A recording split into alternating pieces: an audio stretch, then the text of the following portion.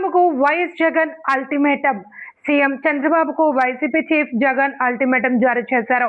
Aqua feed ధరలను నెలాఖరులోగా తగ్గించుకుంటే July 1 లేదా 2న పోరాటం చేస్తామని హెచ్చరించారు.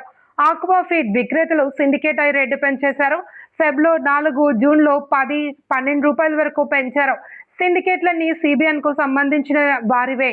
గతంలో మేము 1.50 యూనిట్ విద్యుత్ అందించి 3,306 కోట్లు సబ్సిడీ ఇచ్చాము అని ఇవాళ తాడేపల్లిలో ఆక్వా రైతులతో భేటీలో అత్యంత దారుణమైన పరిస్థితులు రాష్ట్రంలో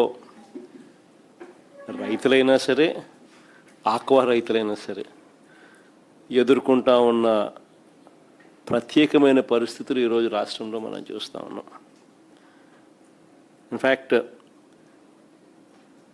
మన హయాంలో రైతు సంతోషంగా ఉండాలని, రైతైనా సరే ఆక్వా రైతైనా సరే సంతోషంగా ఉండాలని ఎప్పుడూ ఎవరు చెయ్యని విధంగా ఆలోచనలు చేసినాం. ఆ ఆలోచనలు చేశాం కాబట్టే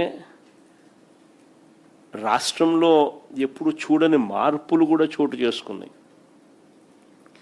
అది వ్యవసాయ రంగంలో అయినా కావచ్చు, ఆక్వా రంగంలో అయినా కావచ్చు.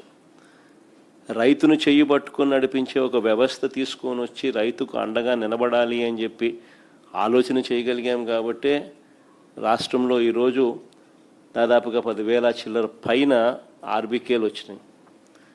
అదే మాదిరిగానే ఈ ఆక్వా ప్రాంతంలో సాగు చేసుకుంటా ఉన్న రైతులందరికీ కూడా అక్కడే ఆర్బీకేలు, ఆ ఆర్బీకేల్లోనే ఆక్వా రంగానికి మేలు జరిగించే విధంగా ఫిషరీస్ అసిస్టెంట్లు, వీళ్ళంతా కూడా గ్రామ సచివాలయాలు పక్కనే ఈ ఆర్బీకేల పరిధిలో ఫిషరీస్ అసిస్టెంట్లు.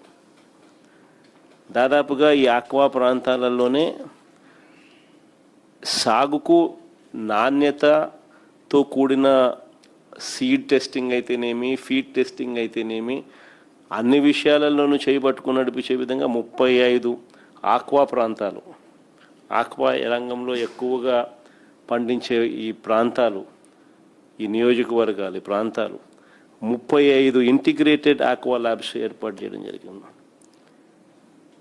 35 ఆక్వా ఇంటిగ్రేటెడ్ ల్యాబ్లు, 782 ఆర్బీకేల్లో ఫిషరీస్ అసిస్టెంట్లు, ఇవన్నీ కూడా ప్రతి అడుగులోనూ చేయి పట్టుకొని నడిపించేటివి. వీటికి తోడు అప్సడా చట్టం, ఏపీ స్టేట్ ఆక్వా డెవలప్మెంట్ అథారిటీని తీసుకొచ్చి దానికి ముఖ్యమంత్రి హోదాలో ముఖ్యమంత్రి దానికి చైర్మన్గా పెట్టి ప్రతి అడుగులోనూ కూడా రైతును చేయి పట్టుకొని నడిపించే విధంగా చర్యలు తీసుకుంటూ సిండికేట్ అనేది ఎక్కడ కూడా రైతును ద్రోహం చేసే విధంగా ఉండకూడదు అని చెప్పి కట్టడి చేసే కార్యక్రమాలు కూడా జరిగాయి. ఇవన్నీ ఒక ఎత్తు. రూపాయిన్నరకే కరెంట్ ఇచ్చి ఆక్వా రంగాన్ని నిలదొక్కునేలా చేయాలి అనే అడుగులు వేసిన కార్యక్రమం కూడా జరిగిందని అంటే కూడా ఆ రోజు మన ప్రభుత్వ హయాంలో, వైఎస్ఆర్సీపీ ప్రభుత్వ హయాంలో జరిగిందని చెప్పి కూడా గర్వంగా కూడా చెప్పగలుగుతాం. క్రమం తప్పకుండా ఇన్ఫ్యాక్ట్ రూపాయిన్నరకే కరెంట్ ఇవ్వడం వల్ల దాదాపుగా 3,300 కోట్లు సబ్సిడీ కూడా మనమే ఇచ్చినాం. అంతకుముందు మనం ఆక్వా రంగానికి రూపాయిన్నరకే కరెంట్ ఇవ్వాలి అని మన మేనిఫెస్టోలో పెట్టి ఇంప్లిమెంట్ చేసే కార్యక్రమం చేసినాం. మనం చెప్పినాక చంద్రబాబు నాయుడు ఎన్నికలకు 6 నెలల ముందు ప్రజలను మళ్ళా మభ్యపెట్టేందుకు మోసం చేసేందుకు అప్పటిదాకా ₹3.85తో ఇచ్చిన కరెంటును ₹2 అని చెప్పి మనం చెప్పిన తర్వాత తీసుకొచ్చే కార్యక్రమం చేసి ఓ జీవో ఇచ్చాడు. కనీసం అక్కడ చిత్తశుద్ధి లేదు. జీవో ఇచ్చాడు కానీ ఆ 330 కోట్లు కూడా మళ్ళీ మన ప్రభుత్వం వచ్చిన తర్వాత మనం రిలీజ్ చేసినాం. ఈ మాదిరిగా చిత్తశుద్ధి లేకుండా చేసిన కార్యక్రమాలు అటువైపున, చిత్తశుద్ధితో చేసిన కార్యక్రమాల ఫలితం నిజంగా ఆక్వా రంగం నిలదొక్కుంది అని చెప్పడానికి ఎన్నెన్నో ఉదాహరణలు ఉన్నాయి. ఇన్ఫ్యాక్ట్ రాష్ట్రానికి బెస్ట్ మెరైన్ స్టేట్ అవార్డులు ఫిషరీస్ డిపార్ట్మెంట్, సెంట్రల్ గవర్నమెంట్ ఇచ్చింది.